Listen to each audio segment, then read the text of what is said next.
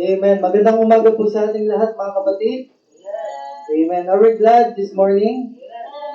Yan. Sana po ay handa tayo ngayong umaga, no? Kasi tayo po ay magpupuri sa Panginoon sa umaga nito. Kaya naman po, kailangan may joy, may glad. No, kapag ikaw ay napuyat kagabi, mahirap mag-joy, mahirap mag-glad. Kasi antok-antok ka hanggang mamaya. Hanggang hapon pa naman tayo. Dapat nag-ready ka. So may request first na fill natin yung mga empty seats pa natin sa unahan. I-fill natin yan para yung mga nasa likuran na mahuhuli, ay para yung mga huling dadating, sila yung nasa likod. Yan talaga yung rules ng church. Inuuna yung mga upuan sa unahan. Para nalalaman sino yung late. Diba? Kasi yung nasa dulo lagi yung late. Kaya i-fill muna natin yung mga empty seats natin sa front. Ayan. Sabi po ng Bible, serve the Lord with gladness. Come before His presence with singing. Sana po ay meron po tayong madalaman sa ating puso ngayong umaga. Kasi mag-aawitan po tayo ng mga langit na awitin. Na kung saan, mapipenetrate sa atin para mas maging ganado tayo sa umagang ito. And the Bible says in Revelation chapter 2 verse 10, "Be thou faithful unto death, and I will give thee a crown of life." Huwag po tayo mapagod na mag-serve sa Panginoon. Ano po? Kahit po pagod, kahit iba, inaantok pa, huwag po tayo mapagod, huwag po tayo magsawang maglingkod sa Panginoon. Before we start, I may request na mag-pray opening prayer po muna tayo. Let us all stand. Tinatawagan ko po si Brother Nolly para po tayo ay pangunahan sa ating opening prayer.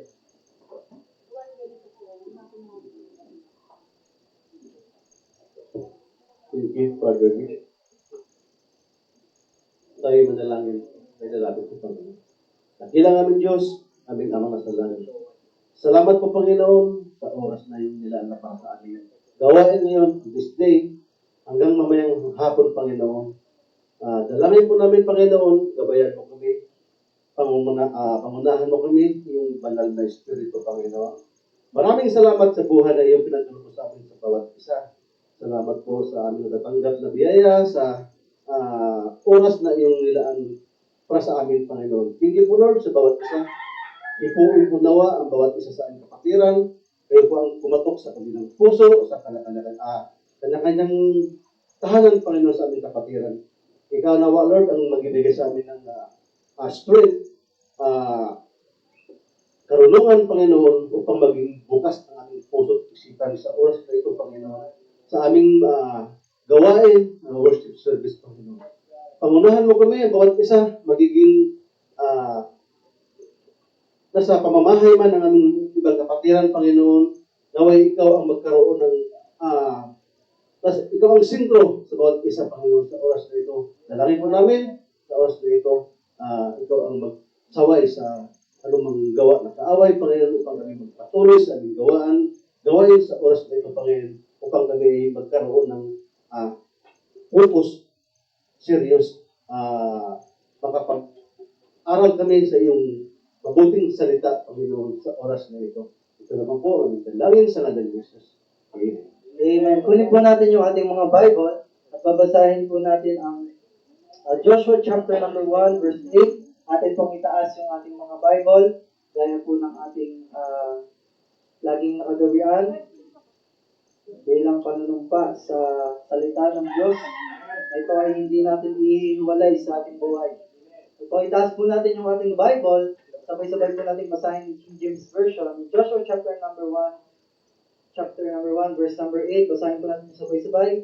"This book of the law shall not depart out of thy mouth, but thou shalt meditate therein day and night, that thou mayest observe to do according to all that is written therein. For then thou shalt make thy way prosperous, and then thou shalt have good success." Amen. Salamat po sa salita ng Diyos na iyan. Huwag po natin ahayaan na maalis yung salita ng Diyos sa buhay natin. Every time na nag-pray po tayo ng spiritual strength, hindi po tayo bibigyan ng Diyos ng spiritual strength instantly. Bibigyan niya tayo ng struggles, ng problems, no, para po ma-enhance natin yung ating spiritual strength and yung ating faith. So, without the Word of God, no, hindi po natin ma-enhance yung ating faith sa Diyos. Kaya po, huwag natin alisin ang salita ng Diyos gaya ng sinabi ng Joshua chapter number 1 verse 8. But rather, we meditate it during day and night. Ano po? Buksan po natin yung ating mga Bible in Song of Solomon, chapter number 6. Babasahin po natin magmula verse number 1 to verse number 13.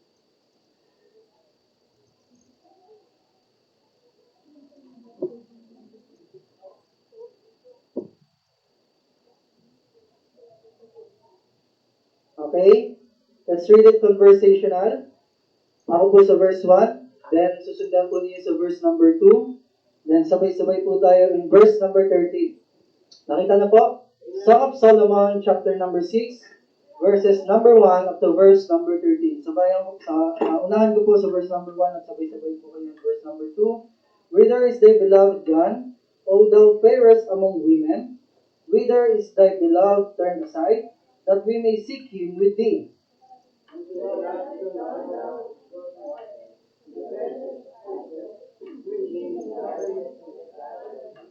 I am my beloved's, and my beloved is mine. He feedeth among the lilies.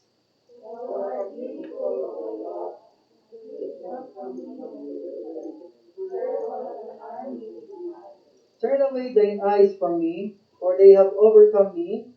Thy hair is, is as a flock of goats that appear from Gilead.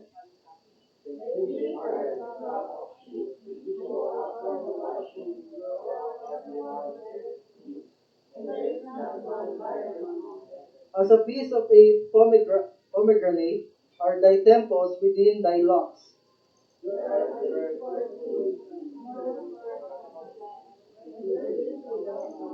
My dove, my undefiled, is but one. She is the only one of her mother. She is the choice one of her that bare her. The daughters saw her and blessed her. Yea, the queens and the concubines, and they praised her.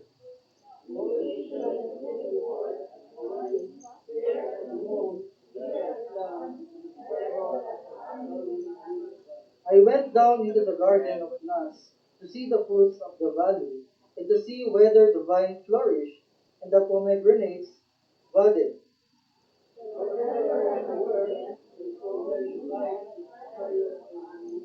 In verse number 13 po, sabay-sabay tayo. Return, return, O Shulamite. Return, return, that we may look at thee.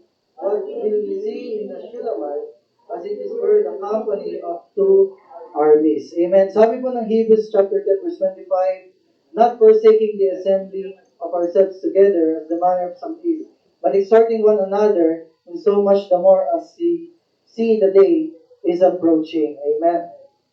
Tayo pong lahat ay manatili sa pagkakatayo.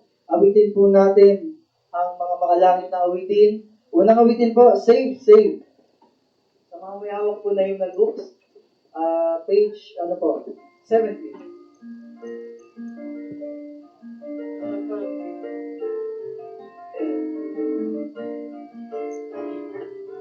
Amen? Kantayin po natin, save, save. Are we saved? Yan, kantayin po natin ng malakas. Yung ganado po, hindi yung inaantok, Kantayin natin, save. I found a friend. Okay, all together. Let us all sing in the first stanza now. Sing. I found a friend who is all to me. His love is ever true. I love to tell how he lifted me, and what his grace can do for you.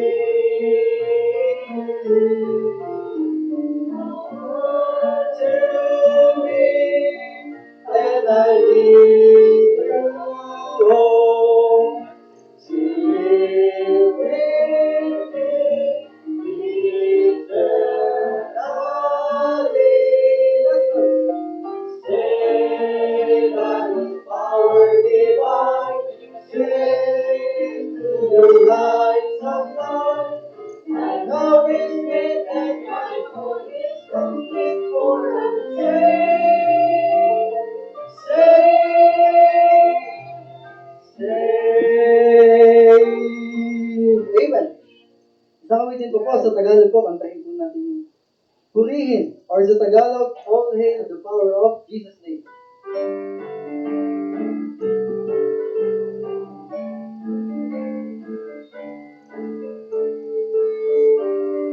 Amen. Alang Jesus papurihan. Okay, on the first stanza now, sing. Alang Jesus papurihan, aking luwalhati.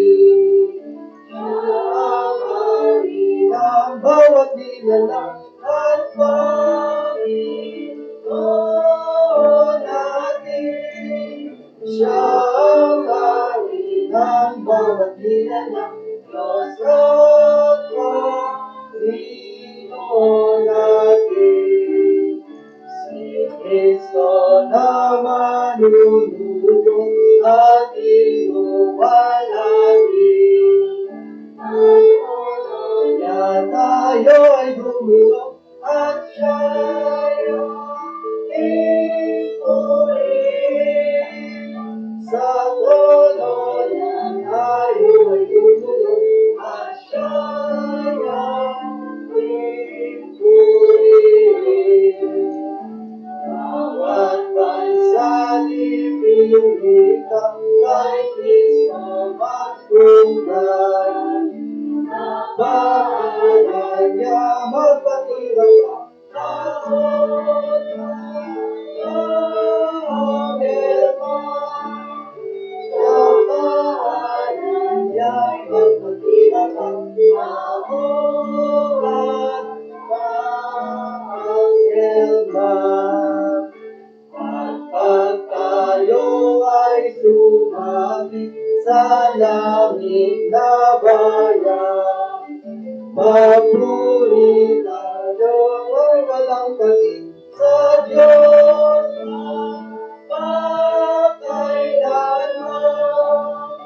Mapupuri tayo walang palit sa Diyos ang pagkailanman. Amen. Sa awitin ko po, there's sunshine in my soul. Verse number 18 po, kantahin natin. Nang mas masigla, kasi ang sabi po dito, mayroong sunshine sa ating soul. Pag kinanta mo ito ng malungkot, sinungaling ka. Sinungaling ka pag kinanta mo ito ng malungkot ka. There is sunshine. Kantahin mo ito, walang sisimangot ka. Kantahan sige lahat na. There is sunshine. Okay? On the first stanza, kantahin po natin. Let us all together sing. There is sunshine in my soul today, my glory is and bright, and glory in the early sky, white Jesus is my life. Oh, there is sunshine, yes, sunshine, when the peaceful happy moments roll, when Jesus shows his mighty. There is sunshine in my soul. There is music in my soul today. And I run to my King. And Jesus listening can hear the songs I cannot sing. Oh, there is sunshine, yes, sunshine. When the peaceful happy moments roll. Jesus shows his smiling face. There is sunshine in my soul. There is springtime in my soul today. For when the Lord is near, the God is in my heart. The flowers of trees are green. Oh, there is sunshine, there is sunshine. When the peaceful, happy moments roll, when Jesus shows his smiling face, there is sunshine in Urban. Let's talk about. There is gladness in my soul today, and hope and faith and love. For blessings which He gives me now. For just amen. On the last stanza, There is sunshine, when the peaceful, happy moments roll. Amen. Ito mo. When Jesus is smiling, there is sunshine in my soul. Amen. May nakasimangot? Meron ba? Pagsilahin natin. Makaupo na po tayong lahat. Dala ko po tayo sa ating announcement, reminders, recognition. Pamuna po tayo ng pastor.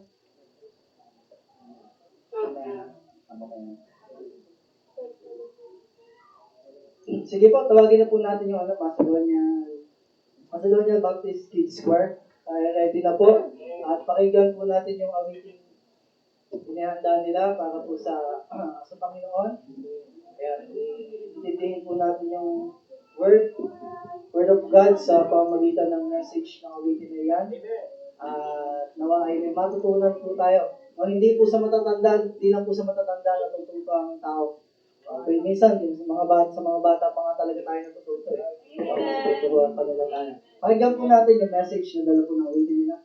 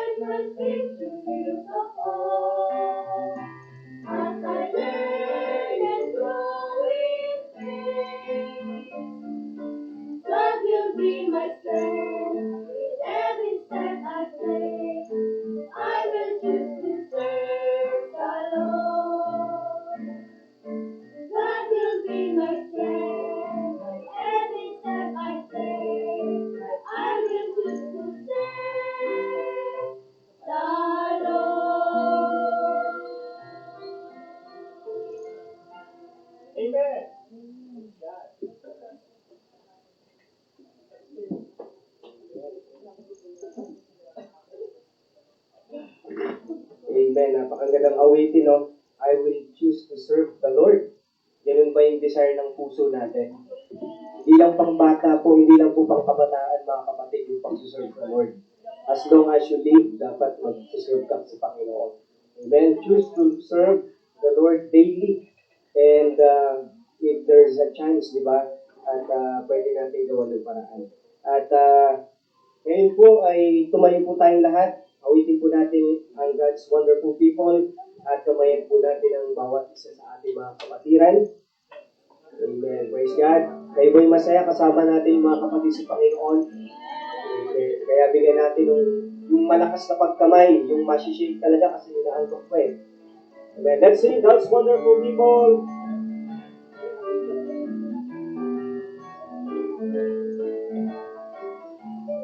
Ready, sing. I love the thrill that I feel when I get together with God's wonderful people. Love the thrill that I feel when I get together with God's wonderful people. What a sight just to see all the happy faces, praising God in heavenly places. What a thrill that I feel when I get together with God, wonderful people. Tayo po magkamay na masigla. Amen. Kasama ko kayo sa Diyos umiibig.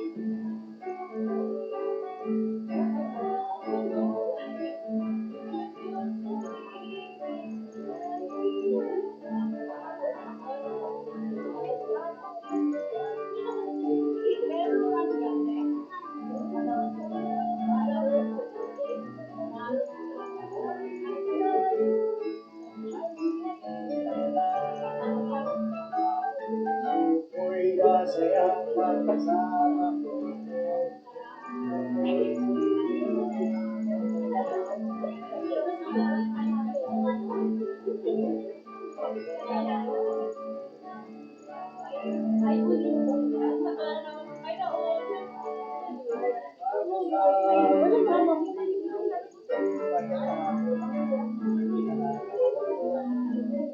Kahit sa Diyos ay umiibig.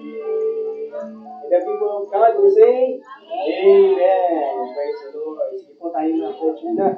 At muli po, babatiin natin ang may kaarawan sa buwan na to. Sinakaraan ay hindi po natin sila nakantahan. Ang may birthday po ngayong buwan ay sa August 10, kahapon, si Sister Mariel, si Ate Mariel. Sino po yung susunod na may birthday? Crystalline, kailan birthday mo na? 16, August 16. That is Friday. Sino pa yung huli? Amara. Anong birthday ni Amara? August 19. Okay, so ngayon, babatiin natin ang may mga kaarawan sa buwan na ito. Okay, pwede ba kayo pumunta dito? Tatlo, may mga kaarawan. Ayan, tayo kayo dito mga anak. Awitan natin sila at ipag-pray din natin sila at the same time. Okay, nandiyan ba si Amara? Okay, sige, pag-pray natin ito. Okay. At pagkatapos natin mag-pray, kakantahan natin sila ng happy birthday. Okay? So ngayon, pag-pray po muna natin sila. Let's pray mga kapatid. Panginoon, nilalapit ko po sa inyo ang dalawang kabataan na ito na mayroong kaarawan. Salamat po Panginoon na sa panibagong taon na idinagdag niyo po sa kanilang buhay, ay kasama po namin sila, Panginoon, sa inyo pong gawain. At tulungan niyo po nawa na mas lalo maging tapat, maging mas firm ang kanilang pong pagpaninindigan sa kanilang pananampalataya. At naway, Panginoon, paalaguin niyo po sila spiritually at ganyan din po ang mga pangangailangan nila. Kayo po siya magkakaloob.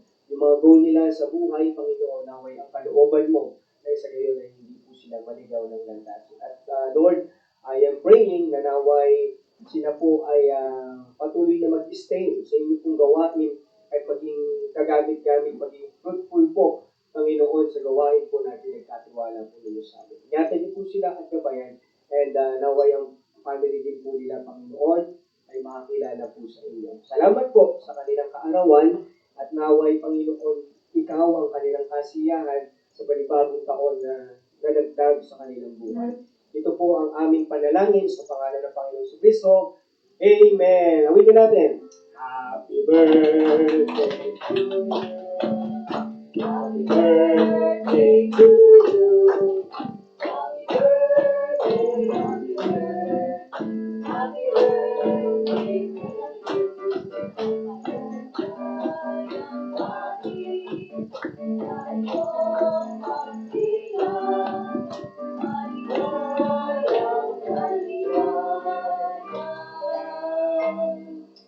Maligayang Maging. Amen. Salamat mga anak. Praise God sa inyong buhay. At patuloy kayong maging faithful sa Panginoon. Okay? At ngayon, pakinggan natin ang magbibigay ng awitin sa ating Panginoon sa umaga po ito. Okay, tawagin po natin si Brother Lexi to sing for the Lord. Amen.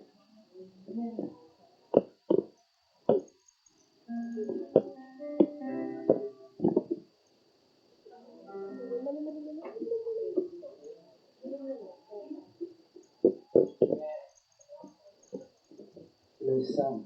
Amen. Magandang umaga po sa ating lahat. Pakinggan niyo na lang po yung message. Huwag na po yung boses ko.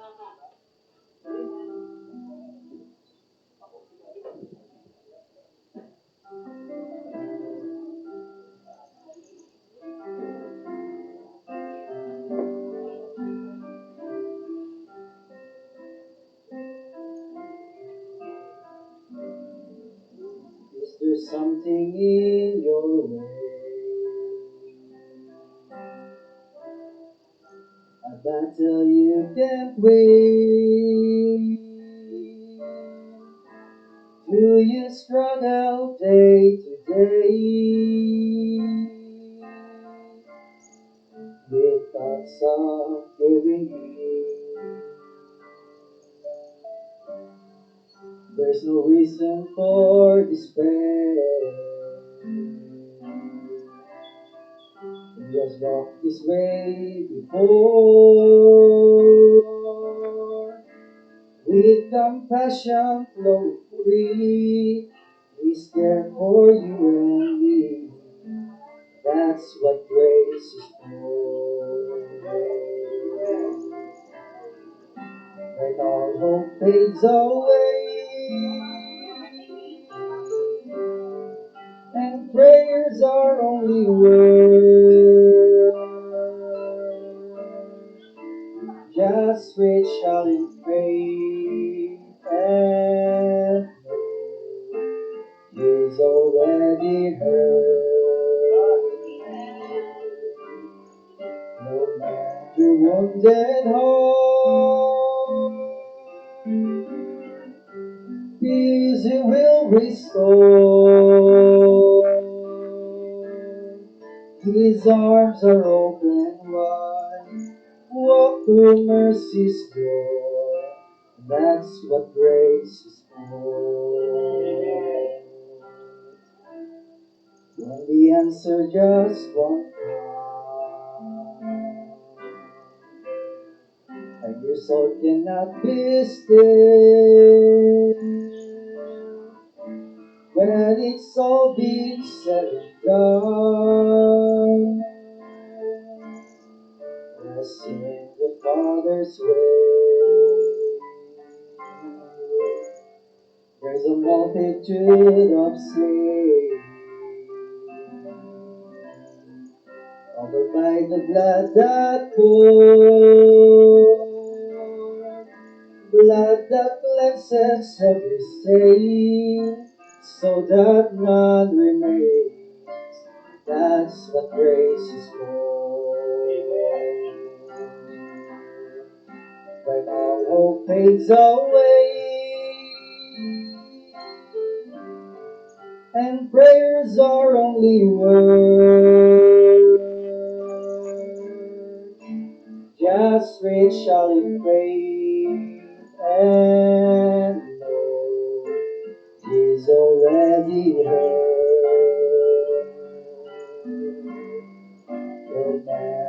wounded home,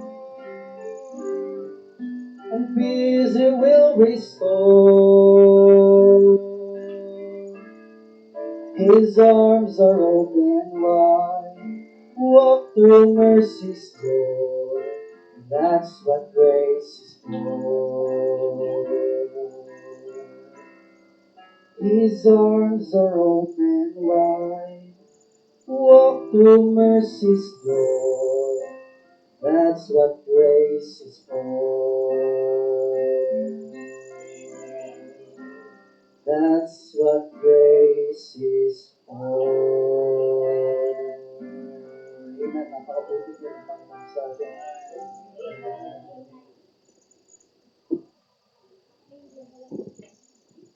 Purihin ang Panginoon sa awitin na yan. That's what grace is for. Napakabiyaya po ng Panginoon. And mga kapatid, hindi natin pwedeng sabihin na unfair ang Panginoon sa buhay natin. Hindi natin pwedeng sabihin yan. Wala tayong pwedeng isumbat sa Panginoon. Dahil simula pa lang nung ipinanganak ka sa mundong ito, biyaya na ng Panginoon. Diba? Nung naligtas ang kaluluwa mo, napakalaking biyaya ng Panginoon. Kaya dumadaan man tayo sa mga struggles, may problemang napakabigat, hindi yan yung dahilan para tumigil ka sa Panginoon. Diba? Dahil magiging unfair tayo, unthankful tayo sa Panginoon kung hindi natin susuklian ng pasasalamat yung bagay na lahat ng ginawa ng Panginoon sa atin. Amen? At ngayon po tayo po'y dumako sa ating pong pagbibigayan. Pagbibigay natin sa Panginoon. So, the next.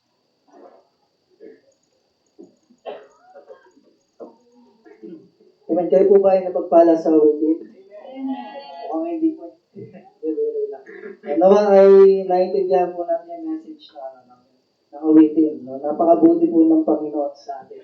Kaya naman huwag po tayong magdadalawang isip na ibalik sa Panginoon yung kabutihan ngayon. Ano po, napakarami po ng dahilan para magbalik kaloob po tayo sa Diyos. Noong una, ito yung nagbibigay dahilan para maalala natin na may Diyos, kaya nagbabalik tayo. Pag hindi ka na nagbabalik, ibig sabihin nakalimutan mo na may Diyos. Pangalawa, nagbibigay po tayo kasi nais natin magbigay balik ng pagpapasalamat. Kapag hindi ka nagbibigay, ibig sabihin hindi ka nagpapasalamat. Pangatlo, nagbibigay po tayo sa Diyos hindi dahil sa meron tayo. Kundi nagbibigay tayo dahil provide ng Diyos yung pangangailangan natin. Kung hindi po tayo nagbibigay, baka hindi ka nag-bless ng Diyos. Pang-apat, kaya po tayo nagbibigay dahil magulang po natin siya sa spiritual na pangangailangan natin. So kung hindi ka nagbibigay, baka hindi ka talaga anak ng Diyos. Ano po? Kaya po tayo po ay magkaloob sa Diyos ng ating mga natanggap na biyaya sa pamamagitan ng mga pananalapi. At ito naman po ay magagamit natin sa pagpapalago ng gawain natin sa bahay-sambahang ito.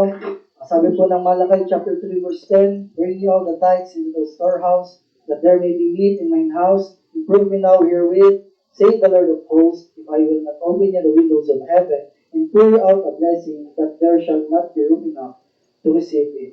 Tinatawagan ko po at nirequest ko po si Brother Dolly para po i-lead tayo sa offering natin para po sa ating tithes offering.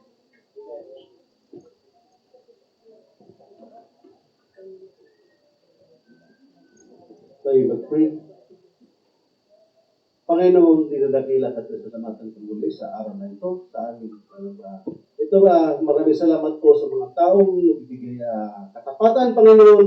Ito po'y magamit itong salapi namin. Pagkalong Panginoon, ito'y para po sa gawain sa bahay, sambahan, Panginoon, at sa ibang church, Panginoon, na pagtulong sa bawat kamay, Panginoon, nag-aabot sa oras na ito, Panginoon. Ikaw na siya po magpapala sa bawat isa, Panginoon, upang ito ay magiging balik po namin, Panginoon, sa anong mga tanggap naming biyaya, Panginoon. Ito po ay para sa inyo po ito, ang aming binabalik, Panginoon. Thank you po sa bawat isa, sa bawat kapatiran ng iyong pagkalog po yung dalangin sa ngalan ni Jesus. Amen. Sabihin po natin yung ating mga tithes and offerings sa ating pong box. Gaya po ng sinabi ng Malakay chapter 3 verse 10, na siyang gagamitin bilang pang-provide sa pangailangan ng gawain nito.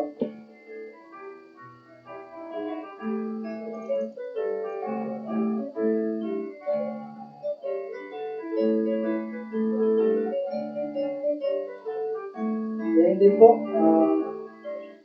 pag-pray na din po natin yung ating giving para sa kids ministry natin, sa pangmarienda po nila.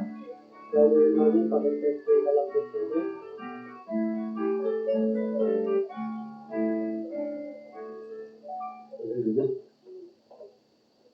Tayo mag-pray para po sa ating children's ministry. Dakilang aming Diyos, salamat po sa oras na ito. Thank you po Lord sa anumang talog sa amin sa oras ito. Kami pinagpapasalamat po sa oras ito magbibigay para po sa aming children's ministry po, Panginoon, upang magpatuloy ang aming gawain, magpalain po nawa ang bawat sa Panginoon. Kaloob, ikaw na po ang mag-alang magpapala sa bawat isa ito. Dalangin sa madaling Diyos. Amen.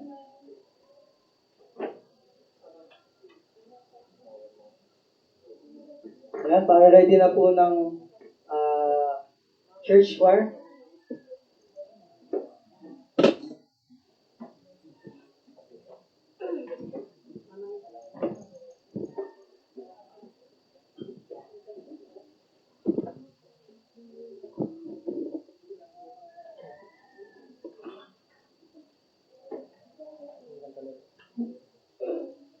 Church choir.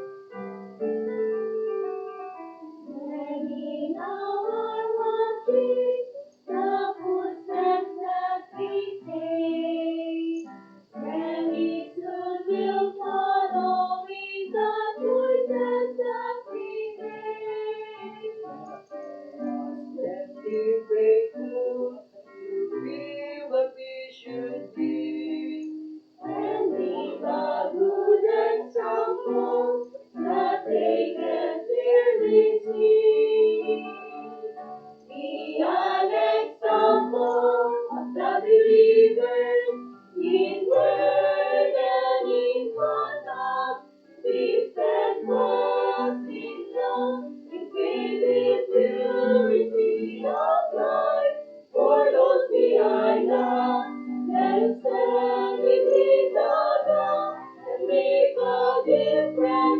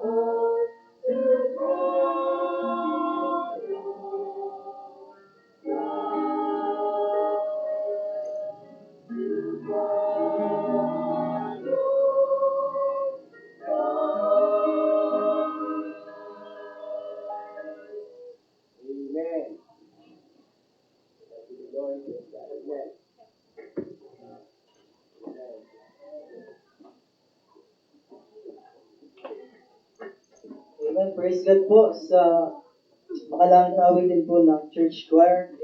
Be an example. Sabi ng Bible, be thou an example to the unbelievers. Maging magandang halimbawa tayo. Hindi yung in discouragement. Hindi yung nagtataka sila bakit ganyan yung ginagawa ng baptist ng Kristiyano. But rather, maging magandang halimbawa daw tayo. In word, in deed. Ano man yung lumalabas sa bibig mo, sabi ng Bible, mas nakakasugat pa yung lumalabas sa bibig kaysa yung sa talim ng taba.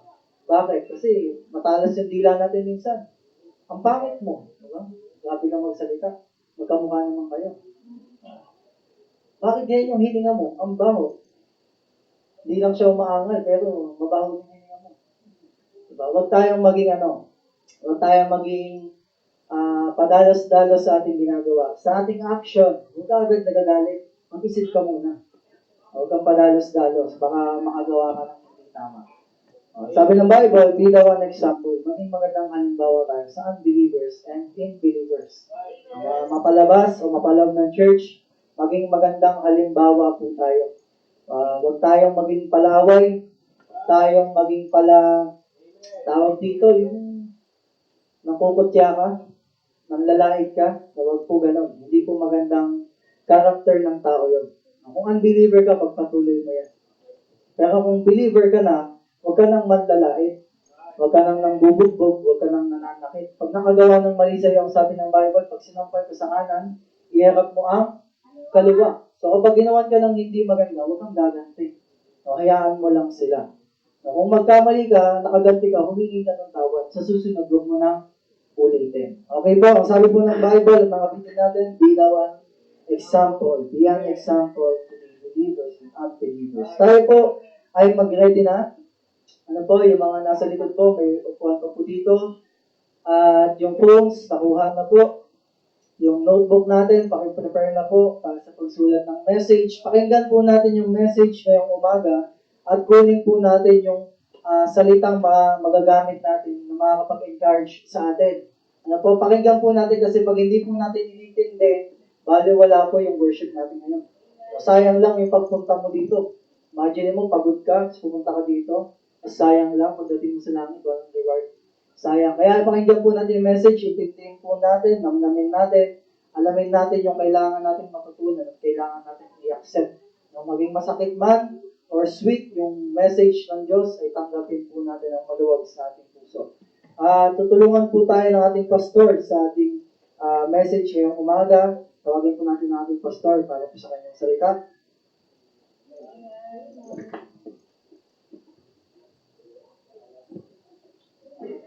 Amen. Praise God. Be an example, napakagandang awitin. Isang paalala na meron pong nakatingin sa atin. Amen. Unbeliever or unbeliever. Sila po yung nakamasid sa ginagawa natin. And dapat tayong mabuhay ng isang mabuting halimbawa. Nang sa gayon sila ay makakilala sa Panginoon. Kasi kung hindi tayo magiging isang mabuting halimbawa sa salita, sa gawa, sa behavior natin, sa pag-ibig sa Diyos, sa pananampalataya, time will come, magugulat ka, pwede ka nilang gayahin. Dalawa lang yan, gagayahin ka nila o matututo sila mula sa iyo. Amen? Pero, ang nakalungkot kapag ginaya ka nila. Diba? Nakalungkot. Kaya, maging example tayo sa pananampalataya. Mabuti. Amen? Mabuti and faithful. Let's all stand, please. And open your Bible in the book of Judges. Judges chapter 18. Amen. Dala niyo po ba ang inyong mga notebook? Kasi po, next Sunday, we will have a quiz. Ibabalik po natin ang quiz. And ang pagkukunan po natin ng quiz ay yung Sunday school, worship service ng morning and afternoon. Yan pong tatlo. Ang pagkukunan po natin ng quiz and see to it. Okay, and I would like to congratulate yung nakakumpleto ng United Christ, si Sister Jasmine. Siya po ang nakakomplete. And sino ba yung highest nun? Nakalimutan ko. highest score sa sa exam. Pero ang nakakomplete po talaga ay si Sister Jazz. Yung the rest may kulang ng isa. Okay, kaya congratulations and we will continue. And mamaya sa announcement, may panibago tayong challenge. Okay, nandiyan na po kayo? Judges chapter 18 verse 1 hanggang 6. Basahin po natin ng sabay-sabay. Okay, or salitan po tayo and in verse 6, sabay-sabay po natin basahin. Umpisahan po sa verse 1. In those days there was no king in Israel, and in those days the tribe of the Danites sought them an inheritance to dwell in. For unto that day all their inheritance had not fallen unto them among the tribes of Israel.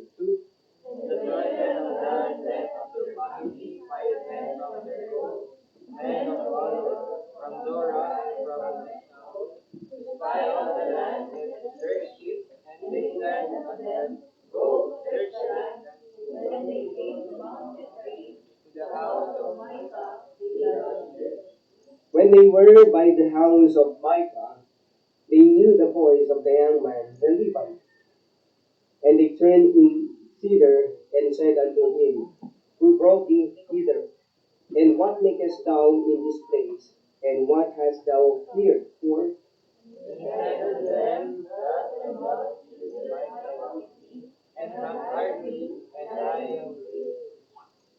Tandaan niyo po yan, mamaya babalikan natin yan. And they said unto him, Ask counsel, we pray thee, of God, that we may know if whether our way which we go shall be prosperous. 6. And the priest said unto them, Go in peace, for the Lord is your way, wherein you go. Ang ganda po ng sinabi dito ng impostor. Okay, mamaya, pag-aaralan po natin. Ang ganda ng sinabi niya ng impostor kung paano niya kunyaring iprines yung lakad ng mga Danites. Pero peke ang lahat ng bagay. Okay, lumapit po tayo sa Panginoon. Nakilala namin Diyos, makapangyarihan sa lahat. Kami po ay narito na naman sa inyo pong gawain. Naway kaluguran niyo po ang aming mga puso. We know, God, that you are searching our heart right now. Kung ano po bang kalagayan. Kung kami po ba ay faithful sa oras na ito sa aming worship o hindi. Naway hindi po masayang, Panginoon, ang pagkakataon na kami po ay narito at sa pakikinig ng inyong pong salita. Buksan niyo po ang aming isipan, ang aming mga puso ay palambutin niyo po sa pagtanggap ng inyong salita. And Lord, naway hindi po makapasok ang anumang uri ng gawa ng kaaway. We pray these all things and Panginoon, bigyan niyo po ako ng wisdom na mula sa iyo ng katayo, kalakasan, Panginoon, at naway mapagtagumpayan ang gawain po nito hanggang matapos po mamaya.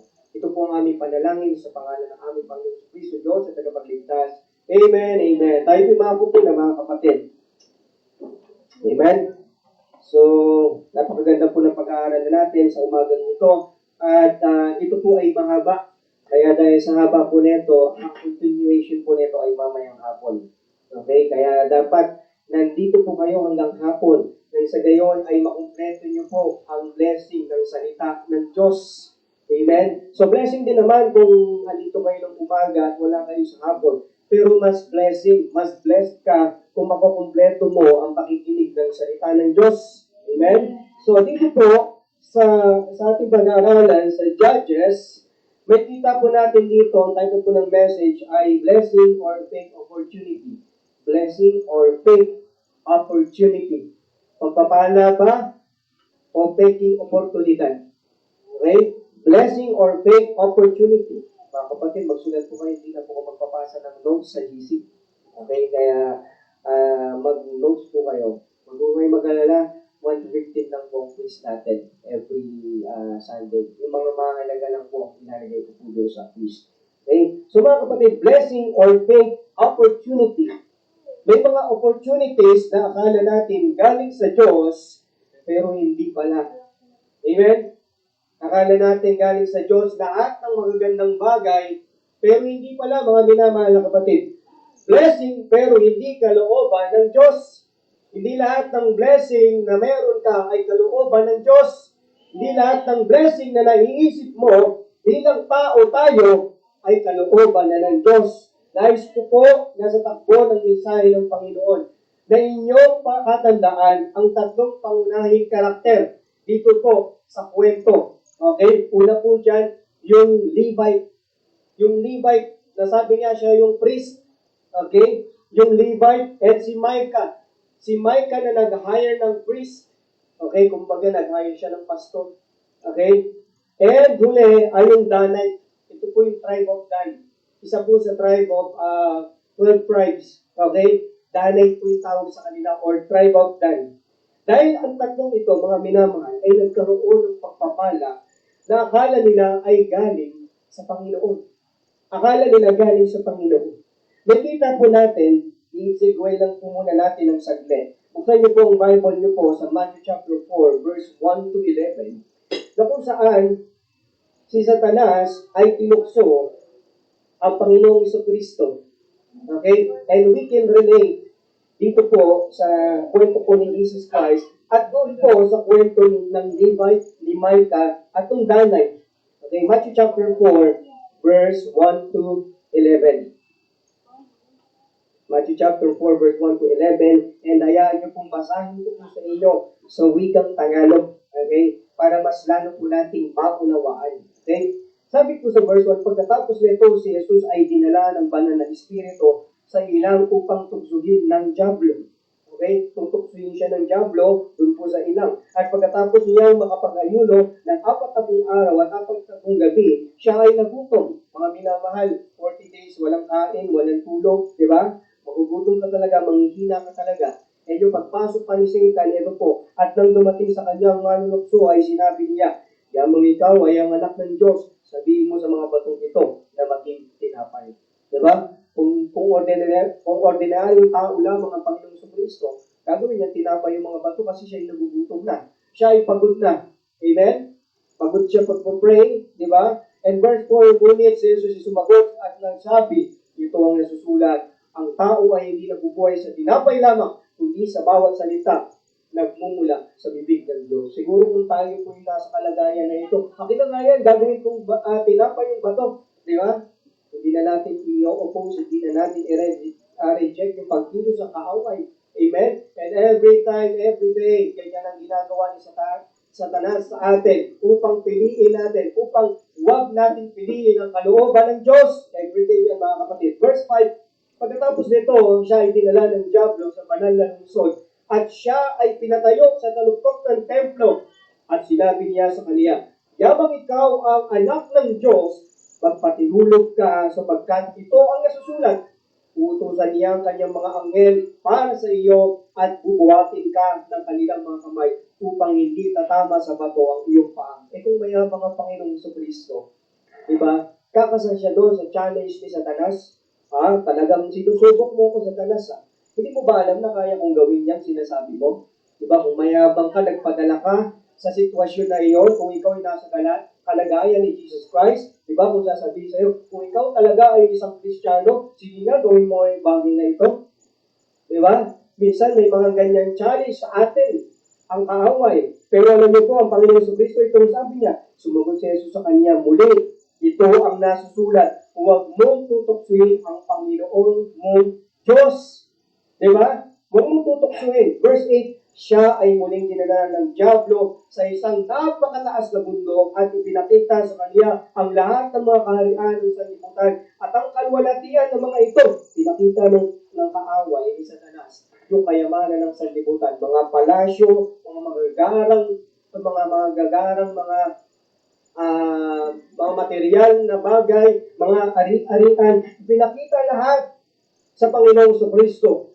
At sinabi niya sa kaniya, lahat ng mga bagay na ito ay ibibigay ko sa iyo kung ikaw ay magpakirapa at sasamba sa akin. Amen? Alam niyo po sa Hollywood, meron po ganyang pagkakataon. Napapayamanin po sila kung sila ay sasamba kay Satanas. Okay?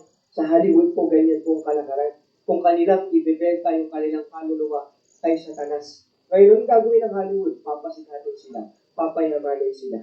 Amen? At dito po sa Pilipinas, may mga ganyan po. Kung bakit buong Pilipinas, nakakaikot sila, na ang kailangan ng milyon pera yan. Kung bakit ang dami nilang advertisement, kung bakit ang dami nilang billboard, tarpaulin, Bakit may mga patalastas sila? Diba? Example, dingit. Diba? Bakit? Kasi sinusuportahan yan ng kaaway ni Satanas upang lumaganap yung kanilang mga awitin at tangkilikan ng mga tao. Amen? Pero ang kapalit doon, ibibigay sa kanila lahat ng kayamanan, pero yung kanilang kaluluwa nakasanla na kay Satanas. Amen? Ganyan po ang tukso ng kaaway sa atin sa panahon ngayon.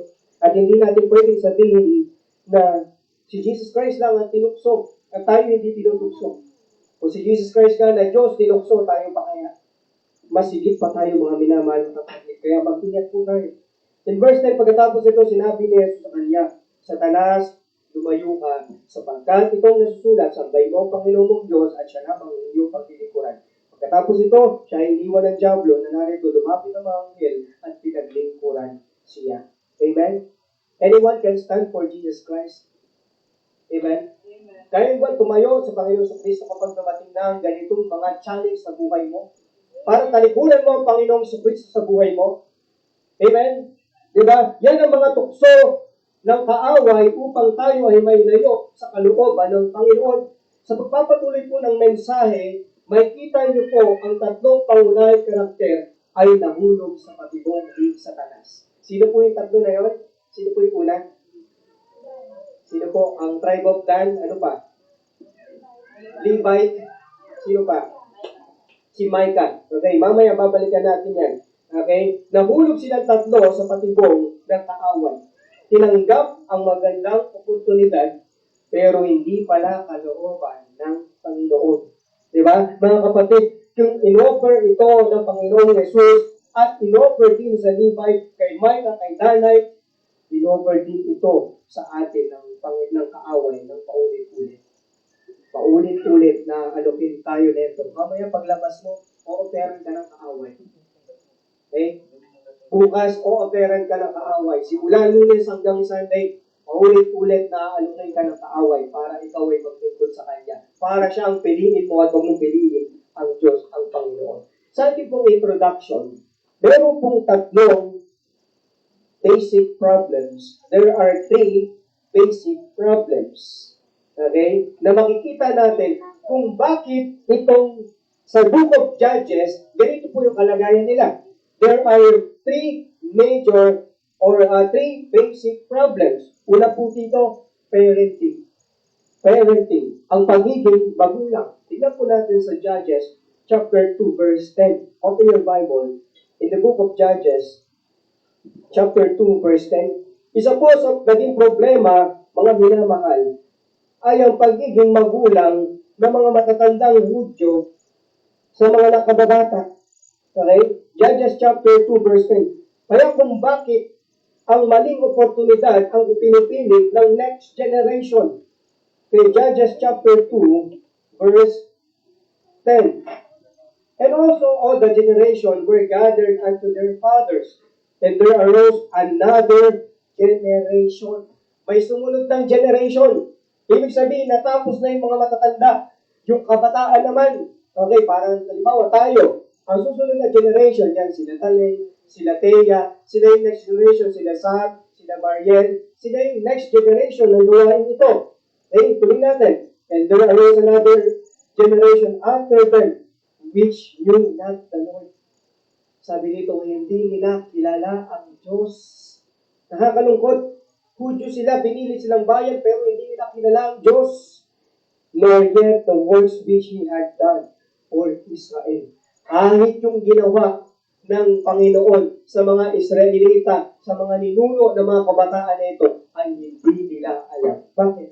Hindi nila itinuro sa susunod na henerasyon. Hindi nila itinuro sa kanilang mga anak yung dapat nilang gawin. Hindi nila tinuro ang Diyos sa kanilang mga anak. Yung ginawa ng Diyos na pagpapala sa kanilang buhay. Hindi nila tinuro ng mga magulang na ito sa kanilang mga anak. Tingnan niyo po sa Deuteronomy. Ano ba ang bilin ng Panginoon sa mga Hudyo, sa Israelita? Tingnan natin, balikan natin. Okay? Yung nakaraan na sinasabi ng Panginoon sa mga Israelita. Sa Deuteronomy chapter 6 verse 1 to 9, ito po yung bilin sa kanila ng Panginoon. Okay? In verse 1, now these are the commandments, the statutes, Ito yung mga utos, ito yung mga panuntunan, and the judgments which the Lord your God commanded to teach you, that ye might do them in the land whither ye go to possess it.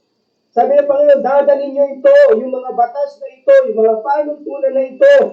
Dadalhin nyo ito kung saan man kayong lugar pumunta at yung lupa na iyong masasakop. Verse 2, that thou mightest fear the Lord thy God to keep all His statutes and His commandments which I command thee. Thou and thy, sino po yung kasunod na sinabi? Thou and thy, ano ba yun, son? Anak. Diba? Ikaw at ang inyong anak and thy son's son. Pati yung magiging apo mo. Amen? Pati yung third generation. All the days of thy life, and that thy days may be prolonged. In verse 3, hear therefore, O Israel, and observe to do it, that it may be well with thee, and that ye may increase mightily, as the Lord God of thy fathers hath promised thee, in the land that floweth with milk and honey. Hear, O Israel, the Lord our God is one Lord, and thou shalt love the Lord thy God with all thy heart, and with all thy soul, and with all thy mind. In verse 6, and these words which I command thee in this day shall be in thine heart. In verse 7, and thou shalt teach them diligently unto thy, kanino po? Children. And shall talk of them when thou sittest in thine house, and when thou walkest in the way, and when thou liest down, and when thou risest up. Ginagawa ba natin yan sa mga anak natin? Kapag sila'y naglalakad, kasama mo sila, binabanggitan mo ba sila ng salita ng Diyos? Kapag kagising nila, nag-pray ba kayo? Binabanggitan mo ba sila ng salita ng Diyos? Kapag bago sila matulog, yung pangkwento mo ba sa kanila sa halip na salita ng Diyos, baka mamaya fairy tale pa rin? Diba? Alamat ng tinya. Tapos mamaya tulog na yung anak mo. Hello? Amen? Kaya sabi dito, dapat bago siya matulog, yung salita ng Diyos, yung babanggitin mo sa kanya. At kakausapin mo siya na nagawa siya ng kasalanan. Anak, alam mo ba na mali yung ginawa mo? Ito yung sabi sa salita ng Diyos. Amen? Anong ibig sabihin po mga magulang? Magiging matyaga ka sa iyong anak. Hindi mo pwedeng sabihin na nakakapagod na magturo sa anak ng salita ng Diyos. At tanong, inumpisahan mo na ba? Amen? Kailan mo uumpisahan? Hello? Magulang, nandyan ba kayo? Ngayon mo na umpisahan. Bakit? Kasi pag hindi mo yan inumpisahan, lalaki yung anak mo na wala siyang pagkakilala sa Diyos. Yung next generation ng gawain na ito, lalaki sila na walang pagkakilala sa Diyos. Hindi nila alam ang salita ng Diyos. Hindi nila alam yung mga verses. Bakit? Never na na-open sa lamesa yung salita ng Diyos.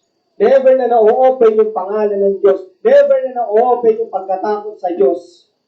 Kaya lalaki sila nang wala silang pagkakilala sa Diyos. Amen? Tuloy natin. And then, in verse 8, and thou shalt bind them for a sign upon thine hand, and they shall be as compass between thine eyes. Verse 9, and thou shalt write them upon the posts of thy house and on thy gates.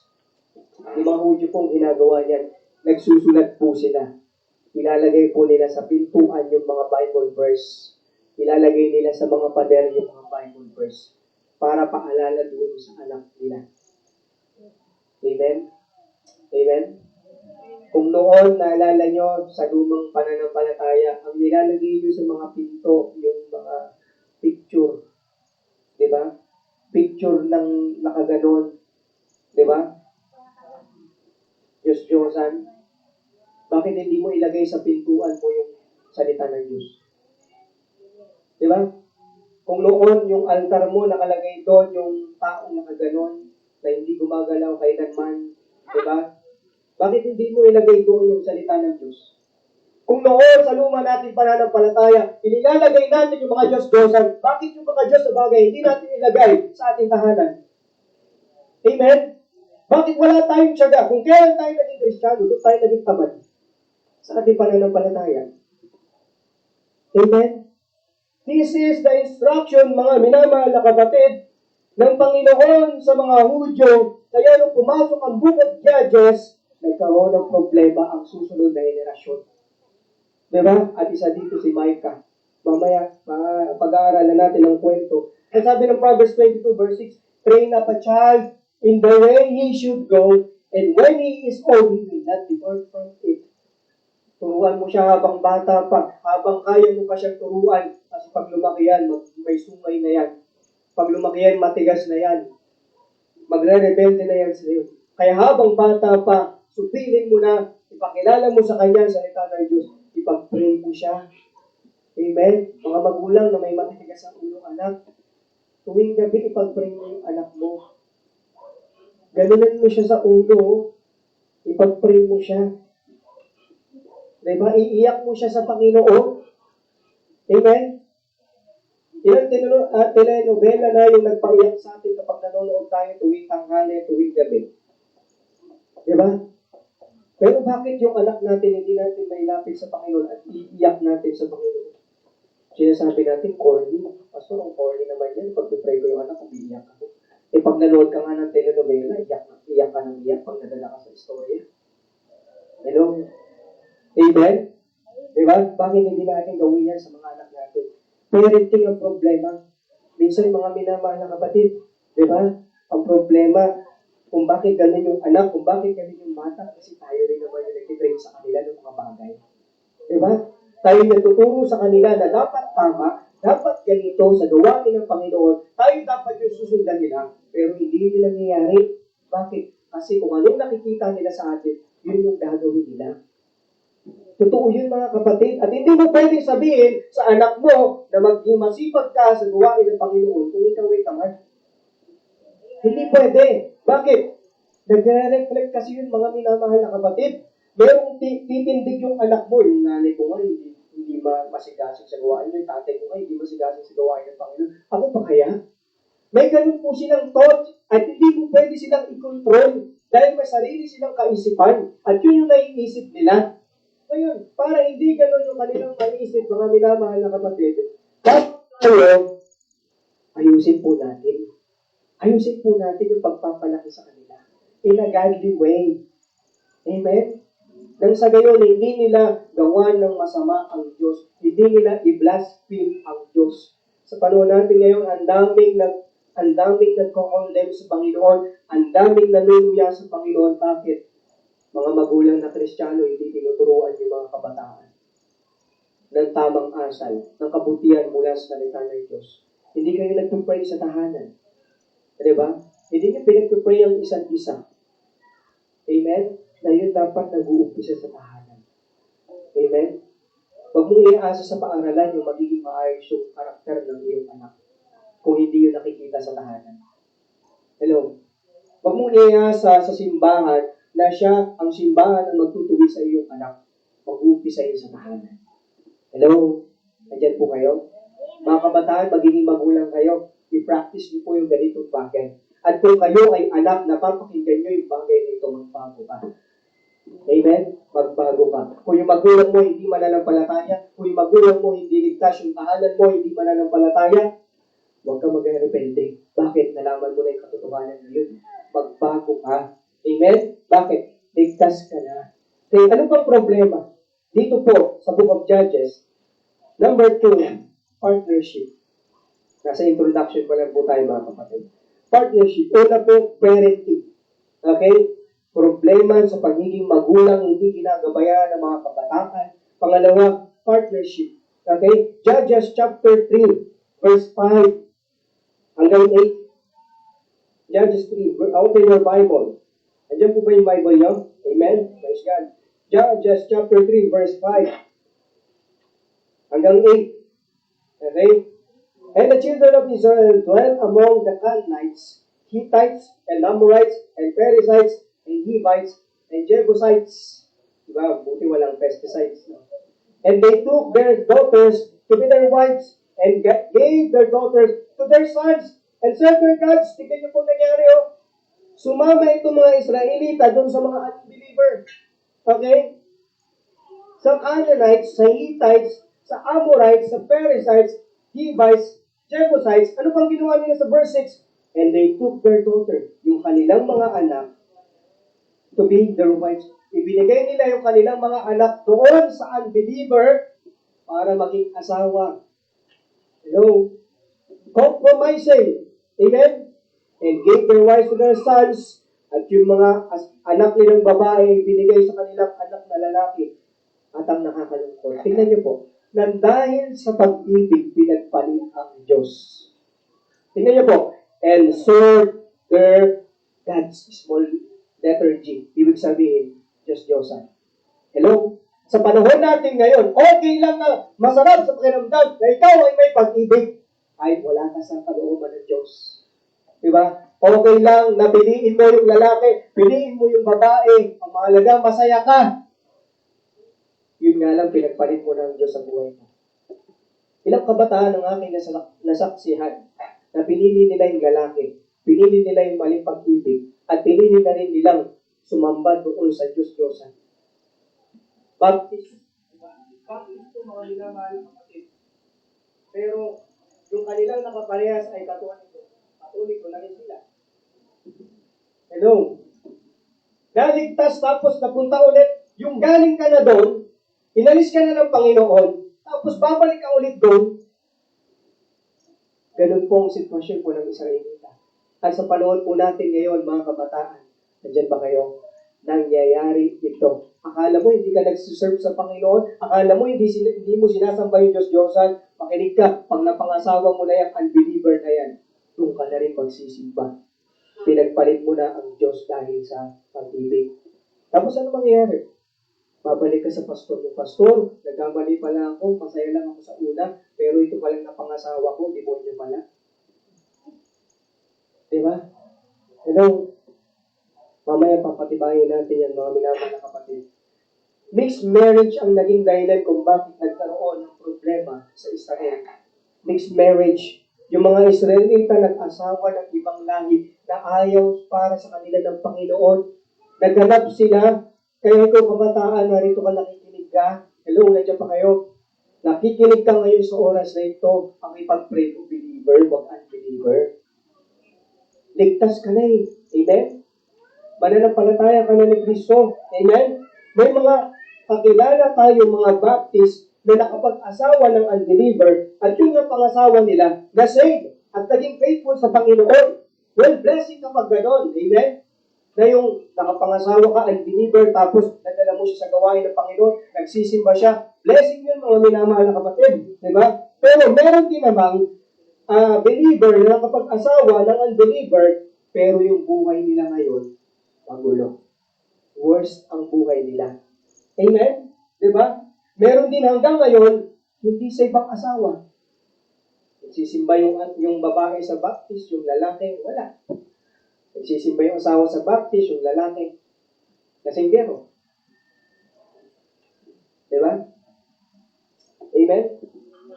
Alam niyo po, mga kapatid, hindi tayo pwedeng manghula. Kabataan. Lalaking kabataan na ikinig ka, hindi ka pwedeng manghula na sasabihin mo na itong babaeng ito, dadalhin ko to sa gawain ng Panginoon. Magiging faithful to kasi magiging pastor ako.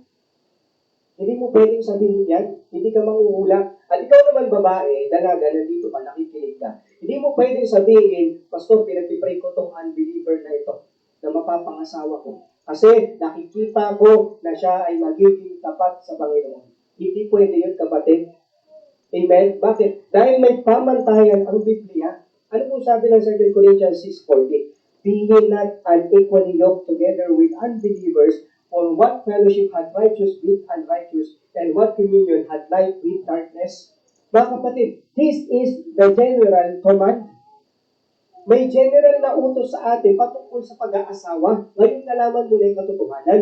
Okay? So meron dito, may mga partner na unbeliever na bago maging mananampalataya, nandun na. Hindi natin sila kinokondem. Ang tinutukoy po natin dito, minamahal na kapatid, na ngayong nalaman mo na, dapat ganun na yung magiging practice mo. Amen? Diba? Diba? Amen? Na mas maganda na yung mapapangasawa mo, mga kabataang babae, pag-pray nyo, Kristiyano, huwag ang believer. Amen? Hindi porket pogi, maraming pera, ikaw looban ng Panginoon. Hindi porket pogi, maraming pera, malakas ang dating, yun na yung para sa'yo. Amen? Hindi porket maganda, malakanghel ang itsura, yun na yung para sa'yo. Kung unbeliever yan, huwag kang umanga dyan. Hello? Amen? Gumising ka sa pantansya mo, kakalood mo ng K-pop eh. Amen? Diba?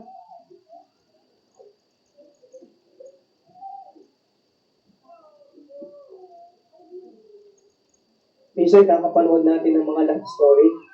Ang gusto na rin natin hanapin yung katulad ng itsura ng mga napapanood natin.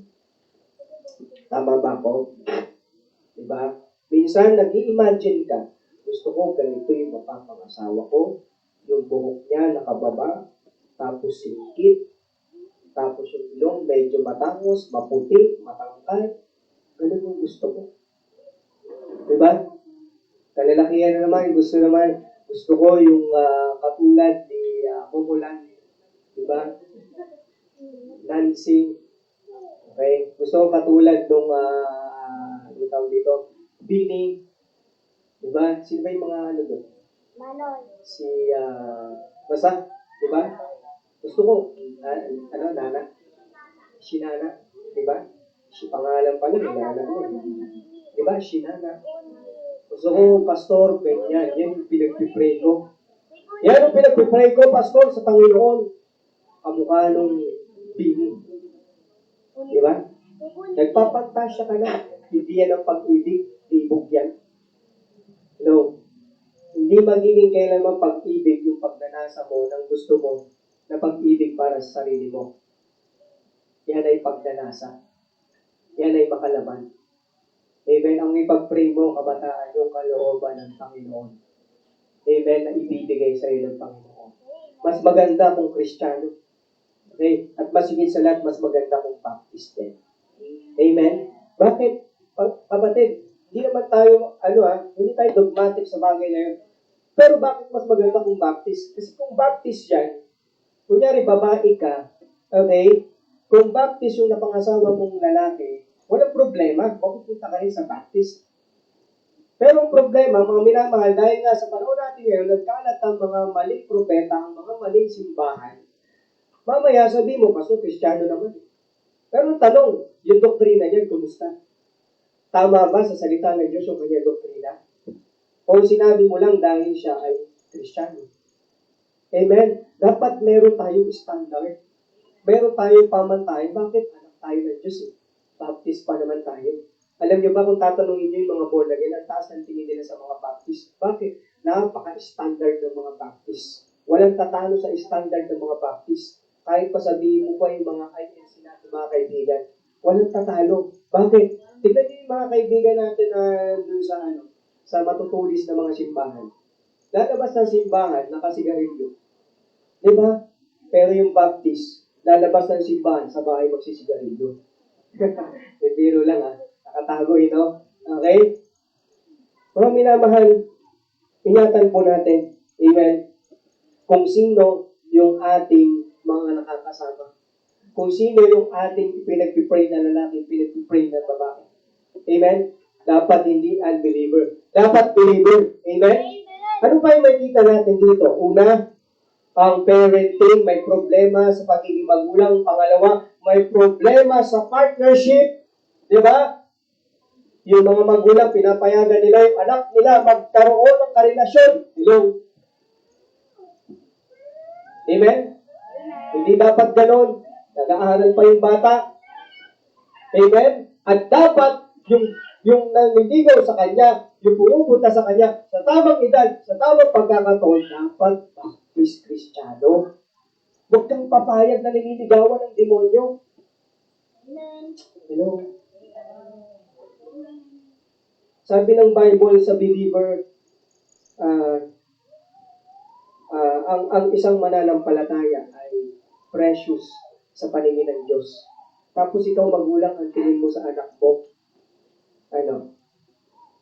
hindi precious. Dapat ikaw rin, precious yung anak mo, kaya dapat mapupunta ito sa Baptist. Amen? Hello? Hindi yung kung sino-sino lang. Hello? Amen? Huwag mong sasabihin, magulang, na kilos naman yung Panginoon sa lalaking ito. Magiging baptist ko. Yung Panginoon na hindi nagawa. Ikaw pa kaya? Huwag mo ipagkatiwala yung anak mo sa isang bagay na hindi naman sigurado. Walang kasiguraduhan, magtitiwala ka. May utak tayo. Gamitin natin. Amen? Amen? Amen. Kung hindi believer yan, anak, wag. No communication, no chatting, no texting, no video call, no friendship. Diba? Balik tayo. Be not unequally yoked together with unbelievers. For what fellowship hath righteousness with unrighteousness? And what communion hath light with darkness? Anong klaseng pakikipamuhay yan na sumasalo pa doon sa kadiliman? Yan ang sabi po ni Apostol Pablo. Isa sa dahilan kung bakit napapalayo o nagbabackslide ang isang mananampalataya dahil may bebe na unbeliever. Diba? May crush na unbeliever. Kaya tumatalikod sa Panginoon. Pinagpapalit ang Diyos dahil sa maling pag-ibig. Wrong opportunity. Fake opportunity. Praise and worship. Pangatlo, the praise and worship. Judges chapter 17, verse 2 hanggang 4. Amen? Isin pa ba? Tumatagos pa sa puso ang salita ng Diyos? Ibig sabihin, kung tumatagos, ligtas kayo. Nasasaktan kayo kasi ligtas kayo. Ibig sabihin, yung mga malililim sa puso mo, inaalis ng banal na espiritu, kaya ka nasasaktan.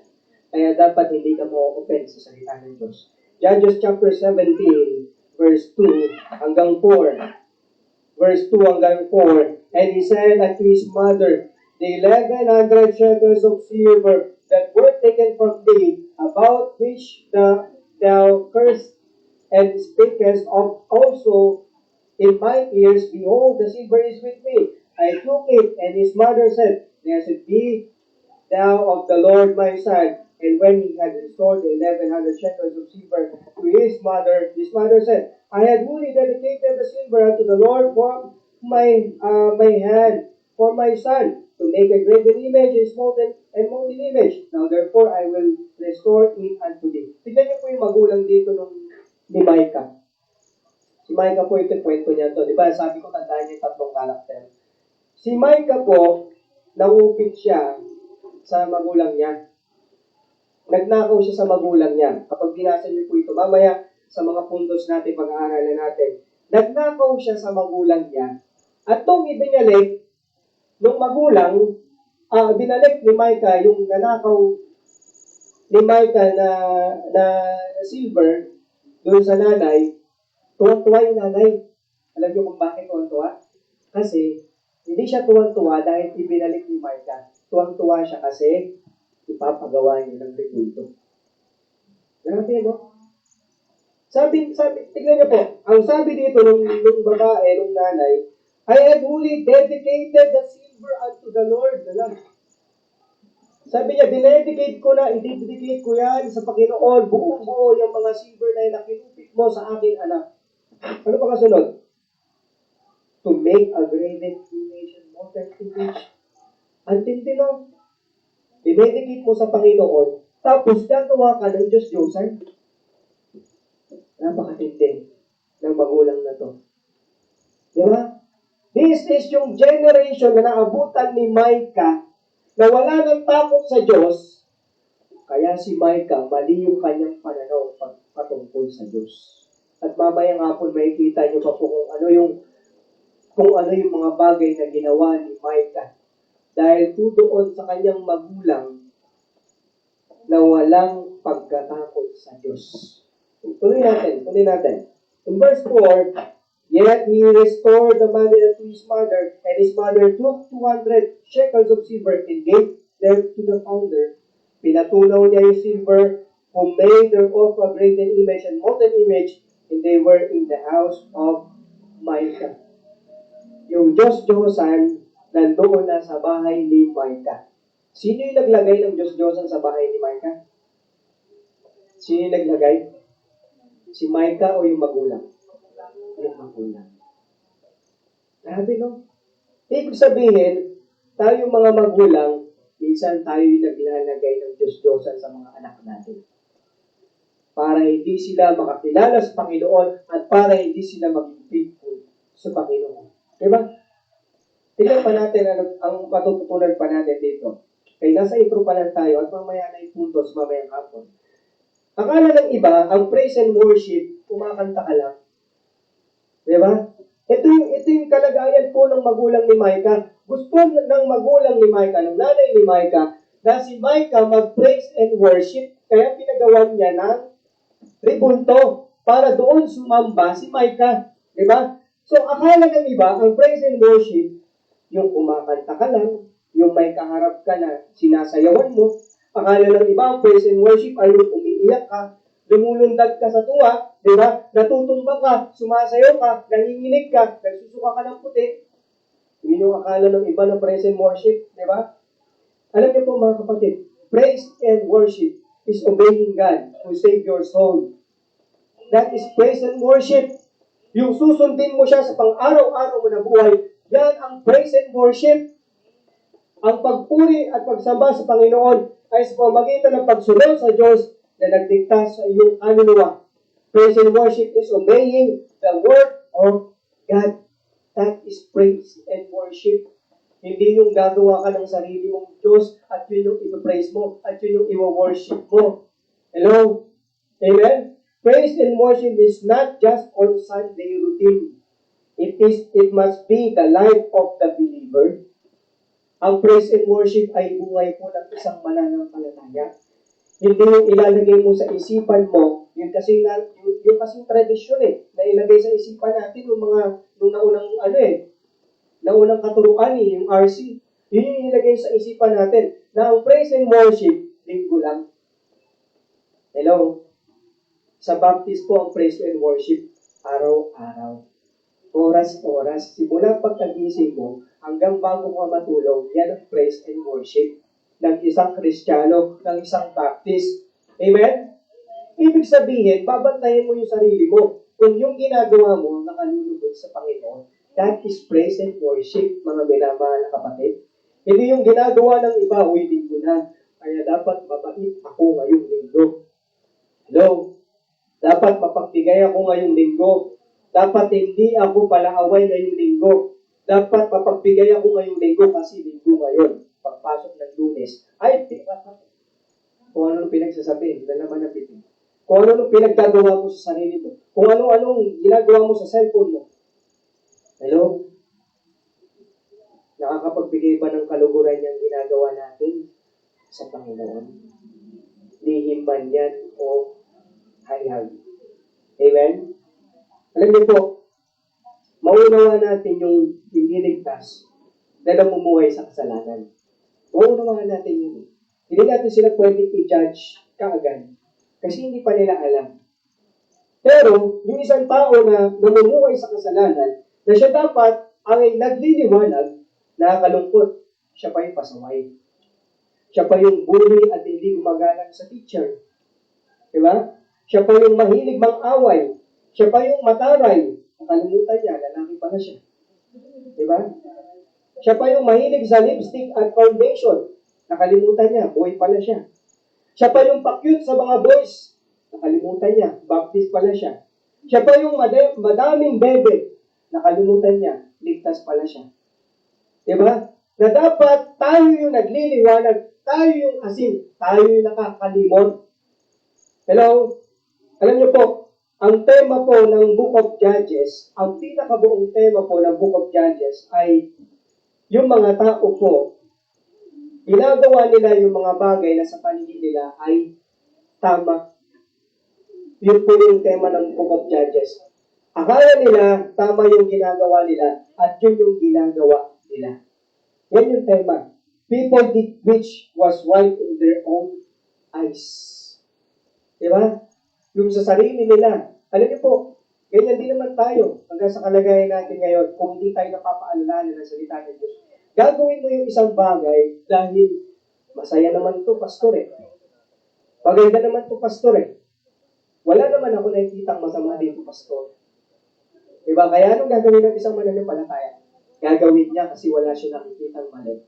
Dahil nakikita niya na maganda naman ang isang bagay. Amen? So, there are the limitless results. Anong resulta ng mga ganitong bagay, mga minamahal na kapatid? Apostasy. What is apostasy? Tatalikod sa pananampalataya, pipiliin ang kamunduhan. Pipiliin ang maling katuruan dahil sa pagpili ng kamunduhan. Immorality. Amen?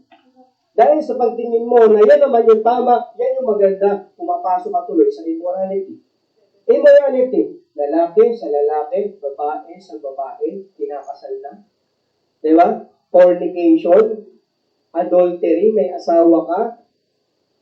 Hello? Puso sa panahon natin ngayon yung kabaklaan, yung katomboyan. Bakit? Yun yung problema. Kasi yun yung iniisip natin dahil sa palagay natin tama, yun yung gagawin natin. Yan ang problema ng Book of Judges. And what? Idolatry. Dahil pinili nila yung bagay na yun na rin, yung Diyos ng bagay na pinili nila, yun na rin yung kanilang sasambahin. Bakit? Kasi mahal nila yung tao. Mahal na rin nila yung Diyos ng tao na yun. Diba? Idolatry, pumasok at yung napakarami pang kasalanan. Ngayon po mga kapatid, paano tayo tinitignan ng Diyos? O paano tayo nakikita ng Diyos kapag tayo ay ganito? Kapag ganito yung kalagayan natin, buksan niyo po yung Bible niyo sa Revelation, chapter 3, verse 15 to 22. Revelation 3, verse 15 to 22. Revelation 3, verse 15 hanggang 22. Verse 15. Ano yung pagtingin sa atin ng Panginoon sa kabila ng mga bagay na ito? At yung mga bagay na ito ginagawa natin. Revelation chapter 3, verse 15 hanggang 22. Alam ko ang iyong mga gawa na ikaw ay hindi malamig o mainit. Ang nais ko sana ay maging malamig ka o mainit. Yamang ikaw nga ay maligamgam at hindi malamig o mainit, malapit na kitang isuka mula sa aking bibig. Ito po yung sinasalita ko ng Panginoon. Dahil sinasabi mo, ako ay mayaman, at ako ay naging mayaman na, at ako ay hindi na nangangailangan ng anuman. Diba? Minsan ganyan tayo, nagmamalaki tayo sa Panginoon. Nagkaroon lang tayo ng konting pera, nagkaroon lang tayo ng konting pananalapi. Wala na tayo sa Panginoon. Totoo ang sinasabi ng Panginoon. Bakit? Ito po ay sa huling araw. Ang Revelation po ay naisulat. Ito po ang description ng Panginoon sa mga huling mananampalataya. At totoo, nangyayari ito na yung tao mananampalataya dahil sa kanyang possession, pinagpala ang trabaho, pinagpala ang pag-aaral na wala sa Panginoon. Hello? Diba? Hindi mo na alam na ikaw ay kahabag-habag, nakakaawa, dukha, bulag, at ubad. Sa sobrang dami mo ng kayamanan, ang nagmamalaki ka na sa harapan ng Diyos, hindi mo alam, lumabas ka ng ubad at babalik ka rin sa Panginoon ng ubad. Na wala kang madadala. Nagmamalaki ka sa Panginoon, naging top student ka lang. Hello? Nagmamalaki ka sa Panginoon, naging college ka lang. Nagkatrabaho ka lang ng mataas na sahod, nagmamalaki ka na sa Panginoon. Ito yung sinasabi ng Panginoon. Pinapayuhan kita na bumili ka sa akin ng ginto na dinalisay sa apoy upang ikaw ay maging mayaman. Bumili ka ng makuputing mga damit upang ikaw ay maglisan at hindi makita ang kahihiyan ng iyong kahubaran at pahiran mo ang iyong mga mata ng pamahid sa mata upang ikaw ay makakita. Ang ibig sabihin po dito, magpakabanal ka. Amen? Magpakabanal ka din ng isang Kristiyano. Ang lahat ng aking minamahal ay aking sinasaway at aking pinapalo, kaya magsumigasig ka at magsisi ka. Naririnig mo itong salita ng Diyos, magsisi ka ngayon, magbago ka. Ako ay papasok sa Kanya at aking kakain kasama siya at siya ay kasama ko. Siya na nagtatagumpay, ipagkakaloob ko sa Kanya ang umupo na kasama ko sa aking trono kung paanong ako rin ay nagtagumpay at umupong kasama ang aking Ama sa Kanyang trono. Verse 22, siya na may pandinig. May pandinig ba kayo? Sabi dito ng Biblia, meron kasing tao na may tenga, pero hindi nakikinig. Pero sa oras na ito, nakikinig ba kayo? Amen! Nakafocus ba kayo sa salita ng Diyos? Ang sabi ng Revelation sa atin, kasi sulat ito sa atin sa huling araw siya na may pandinig, hayaan siyang makinig kung ano ang sinasabi ng Espiritu sa mga iglesia. Ano yung iglesia, Pastor? Ito po. Ano yung sinasabi ng Espiritu? Yung message, yung preaching. Yun yung sinasabi ng Espiritu. Ang sabi doon, makinig ka. Amen? Sino nag-utos? Ang Panginoon. Diba? Anong kailangan gawin? Pakinggan natin, sundin natin, gawin natin. Amen? Sundin natin at gawin natin. So, mamaya, natin tatalakayin yung 3 puntos. And, bibitinin muna natin sa oras na ito. At mamaya, pupuntahan natin yung 3 karakter na yan na sinabi ko sa inyo. Introduction pa lang po yun, mga minamahal na kapatid. At naway may natutunan na tayo sa introduction na yun. Nakita natin yung pagkakaiba ng blessing sa opportunity. Amen? Na hindi lahat ng blessing, hindi lahat ng magagandang bagay ay galing sa Panginoon at kalooban ng Panginoon. Amen? Hindi porket mayayaman sila, blessing na yun ng Panginoon. Hindi porket marami silang sasakyan, kasi minsan magtataka tayo. May mananampalataya, hindi naman tapat sa Panginoon. Pero bakit may sasakyan? Bakit malaki ang bahay? Bakit may negosyo? Hindi lahat ng blessing galing sa Panginoon. Amen? At hindi lahat ng opportunity galing sa Panginoon. Kaya yun yung babantayan natin at yan, pag-aaralan natin mamayang hapon. Tayo po lumapit sa Panginoon. Dakila namin Diyos, maraming salamat po sa kapangyarihan ng iyong salita. Ito po ay nahayag sa pamagitan ng kataliguan mo, ng kabanalan mo, ng pag-ibig mo sa amin. Sa aking sarili, wala po akong may pagmamalaki, Panginoon. Ito lamang ay kalooban mo para sa aming Panginoon. Ako lamang ay instrumento mo para ipahayag ang inyo pong mga salita sa oras na ito. At ang masigit ko pong panalangin, Panginoon, na ang bawat isa po sa amin ay natuto po mula sa inyong salita. At mamayang hapon, i-bless niyo po muli ang inyong pong salita na ito po ay mangusap sa puso at sa buhay ng bawat isa. Salamat po sa kapahayagan ng inyong salita at binabalik po namin sa iyo lahat ng kapurihan sa pangalan ng Panginoon sa Kristo. Amen. Amen. Praise the Lord, to get to the glory. Mamaya na lang po yung invitation hapon para makumpleto po natin yung pag-aaral po ng salita po ng Diyos. Let's sing How Great Thou Art, page 166 sa ating hymnal book, How Great Thou Art.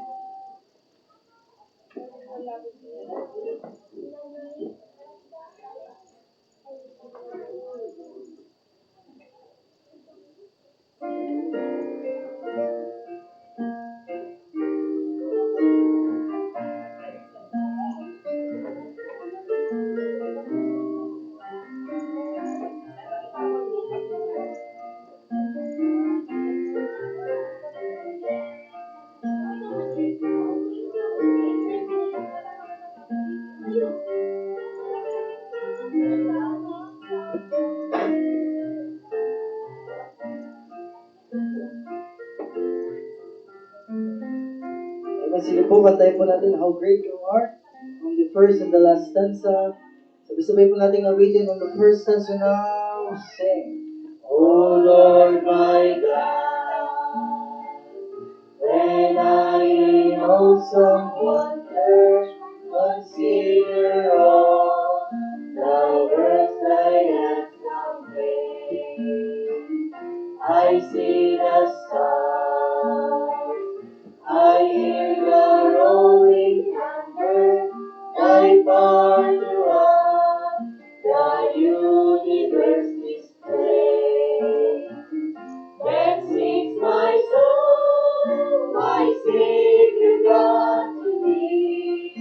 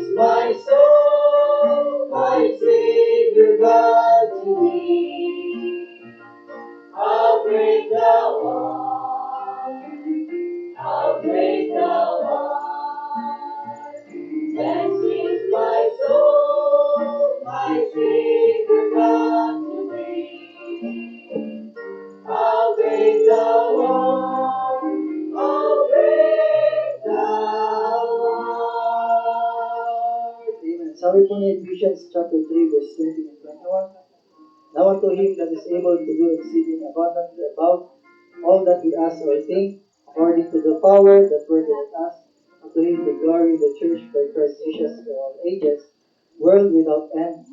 And amen. Tayo po ay magpasalamat sa Diyos sa message niya ngayong umaga po. At i-close po natin ang ating worship service at i-continue po natin yung susunod po natin gawain. Dahil po lahat ay pumikit, yung ko, at lumapit sa Diyos. Panginoon namin Diyos na dakila. Maraming salamat po Ama sa umagang ito na kami po ay nandito, inyong idinala. Nawa ay may kasiyahan kami. Handa ang aming puso at isipan. Nawa ay napupurihan namin kayo na itaas na dakila at nasamba Panginoon. Sapagkat kung hindi namin nagawa ang dapat na paglilingkod sa inyo, ay baliwala po ang lahat ng ito. Panginoon, hindi po kami nag-worship at nagpupuri by group or by congregation, but rather kami po ay nagpupuri at naglilingkod sa inyo individually. Kaya naman, Panginoon, seek our hearts. Tingnan niyo po ang aming mga puso. Kung kami nagiging tapat sa inyo, Panginoon, at kung may nanglalamig at nanghihina, ikaw po ang nakakaalam ang kailangang gawin sa kanila, Ama. We know that you are just. Alam po ninyo kung ano po ang dapat na iparamdam sa kanila. Panginoon, kayo po ang aming magulang at kami po ay inyong anak. Kung kinakailangan na kami ipaluin, bigyan ng inyong